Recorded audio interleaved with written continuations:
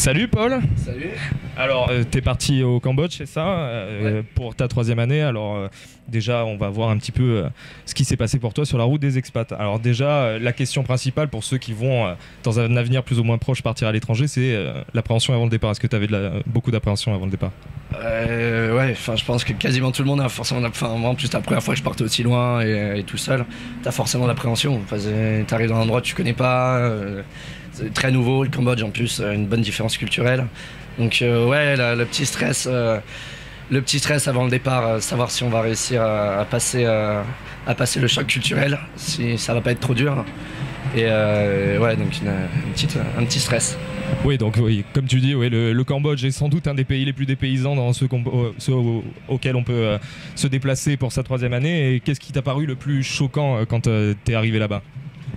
Le dynamisme, enfin c'est un peu bizarre à dire, c'est je sais pas, ici il y a une chape de plomb en permanence, la crise économique, tout ça, je vais pas lancer les mauvais trucs, les mauvais sujets, mais là-bas tout ça ça grouille partout.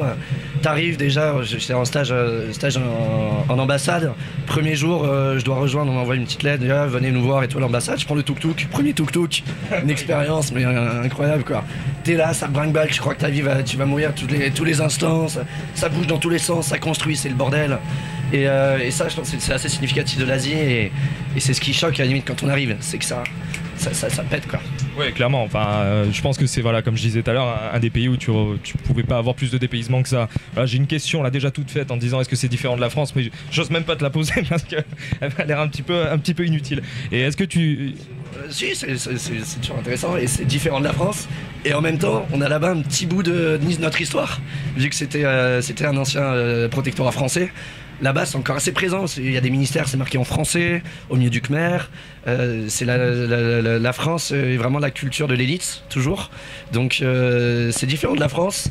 Et en même temps, il y a un petit côté colonial français qui est toujours là. Et c'est assez bizarre au premier abord. Et voilà, c'est différent, mais en même temps, c'est notre histoire, quoi. D'accord, donc ma question n'était pas si hors sujet que ça. Alors on t'a demandé de revenir avec un objet marquant qui est significatif de ton voyage à l'étranger pour ta 3e année. Donc quel est cet objet marquant? Alors j'en avais plusieurs, bon ce briquet, mais ça c'est plus je pense de la bricole qui montre à quel point le Cambodge fabrique des objets de merde. Oh non mais c'est pas ça l'objet. Non, je pense que c'est plus significatif, c'est ce petit bracelet rouge qui a l'air de rien. Oui. Et ce qui m'a amusé, c'est qu'en fin de compte, quand je suis revenu du Cambodge, j'ai fait job d'été comme beaucoup d'étudiants. Et là j'étais à la caisse et là un mec voit mon truc et fait « Et ça c'est l'Asie ». Et ouais, c'est l'Asie en fait. C'est assez significatif de mettre c'est pour le nouvel an Khmer. Tous les Cambodgiens, les Khmer, donc qui sont bouddhistes, bouddhistes indiens originels, le petit véhicule, et se passent ce bracelet. Et c'est une Khmer moi qui me l'a donné. Je connaissais pas du tout. Je venais d'arriver à Siem Reap, qui est la ville où il y a les temples d'Angkor. Je travaillais pour les temples d'Angkor, et elle m'a passé en signe d'amitié ce petit collier. Et je trouve ça assez marquant. C'est un lien qui est différent mais qui retranscrit bien l'ambiance cambodgienne. Et puis signe de reconnaissance vu quand on t'a reconnu au supermarché. Donc. Et signe de reconnaissance. Ensuite quand on quitte le Cambodge, petit truc, on a sentiment d'appartenir à une petite communauté quoi. Donc c'est vraiment cool. D'accord, et donc aussi en plus de cet objet marquant, une anecdote marquante. Tu m'en as parlé un petit peu avant le tournage, c'est pas diffusable? Ouais. Disons que ouais, une petite proximité avec la Thaïlande. Non, c'est pas diffusable. Mais c'est le pays des anecdotes là-bas. Les Khmers ils rigolent pour un rien. C'est des grands gamins. Ils passent leur temps à se marrer. J'ai une anecdote qui m'a pas concerné personnellement, mais qui reflète un peu le degré de gentillesse et de naïveté un peu du Cambodge. Il y a un feu, il y a un énorme feu qui se déclare, du coup on va tous voir ce qui se passe. Et là on voyait le camion pompier qui était là, et le mec n'arrivait pas à ouvrir sa lance. Il galérait, il n'arrivait pas à ouvrir sa lance. Du coup t'as le flic qui s'arrête à côté, qui descend, qui commence à essayer d'ouvrir sa lance aussi. Et 20 minutes plus tard ils sont tous là à filmer, t'as tous les Cambodgiens qui essayent d'ouvrir la lance et qui n'y arrivent pas, et le truc qui crame à côté. Enfin bref, le bordel. Oui bon, c'est significatif encore de ce pays. Sinon là on parle, tu nous as fait un portrait du Cambodge comme un pays très accueillant, etc. Est-ce qu'il y a quelque chose qui t'a dérangé là-bas? Est-ce quelque chose qui t'a semblé moins sympa que le reste? Putain, pas facile ça. Moins sympa. À terme, ouais, le côté des fois un peu hypocrite. Aussi, je pense, c'est aussi lié à la religion. Le côté bouddhiste, bon, il faut jamais perdre la face. Ne jamais perdre la face, c'est hyper important pour eux. Donc du coup, une certaine hypocrisie parfois. Ils vont jamais te dire ce qu'ils pensent vraiment. Et du coup, ça c'est un peu chiant. On a du mal à créer une relation un peu sincère dans certains cas. C'est un peu difficile de passer ce premier abord. Surtout que dès que t'es blanc là-bas, t'es touriste et toi t'es une poche à dollars. T'es une poche à dollars parce que tout se paye en dollars là-bas. Et ça c'est relou. Tu prends un tuk-tuk, t'essayes de lui parler, tu parles en khmer avec et le mec te prend toujours quand même pour un touriste et t'affiche des prix. Tu dis que tu connais les prix, mais non, il en a rien à battre. Donc voilà, c'est le côté dérangeant, d'accord.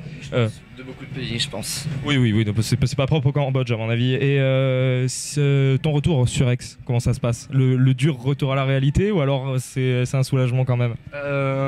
Les deux. J'ai pas envie de défendre ce côté nostalgique, 4-1, un peu relou, putain, on savait pas ce que c'est les gars. Mais non, en fait, ce qui est surtout bizarre, c'est d'arriver et de reconnaître plus personne au sein de l'IEP. C'est surtout ça, de voir un IEP qui est un peu dépeuplé et de se dire, merde, là c'est la 4A, c'est si lointain et tout pour moi qui a redoublé ma deuxième année, il me disait, oh c'est bon, j'ai encore du temps. Et non, mais maintenant on y est. Mais en fait, faut bien se rendre compte que quand on part en 3A, il y a les 2A qu'on connaît qui vont partir quand on reviendra, les 1A de l'année où on est en 3A qui deviennent les 2A et les nouveaux 1A, donc du coup on reconnaît plus personne. C'est pour expliquer ce que tu disais. Et enfin, dernière question, et je pense une des plus importantes, si c'était à refaire, est-ce que tu le referais? Ouais, sans hésiter. Ah oui. Ah ouais. Il faut que chacun trouve son pays en fait. Comme Cambodge, c'est vraiment un gros dépaysement. Peut-être certains veulent moins de dépaysement, rester en Europe. C'est ça qui est formidable, c'est qu'on a la chance de pouvoir faire à peu près tous les pays à Sciences Po. Il y a vraiment très peu de cursus qui offrent cette chance-là. Partir un an pour le cadre de ses études et dans un panel de pays, mais qui est énorme, quoi. Et c'est ça qui est génial, c'est que quand t'es à l'étranger, tu croises toujours un autre Sciences Po et tu dis c'est aussi un sentiment de communauté. Tu quadrilles à peu près toute la planète. Quand on a ça sur Spatial International, c'est presque ça. Mais ouais. Donc c'est à refaire, ouais. D'accord, merci beaucoup Paul d'avoir répondu à nos questions. Merci d'être monté sur cette diabeline et d'être retourné sur la route des expats. Ouais. L'émission touche à sa fin et je vous remercie de l'avoir suivi. C'était un plaisir de vous avoir avec nous. N'oubliez surtout pas de vous abonner à la page Facebook et à la chaîne YouTube de Sciences Po Hertz pour être au courant de toutes les nouvelles émissions. D'ici là, il ne me reste plus qu'à vous dire au revoir, portez-vous bien et à bientôt sur la route des expats. Allez, Udada!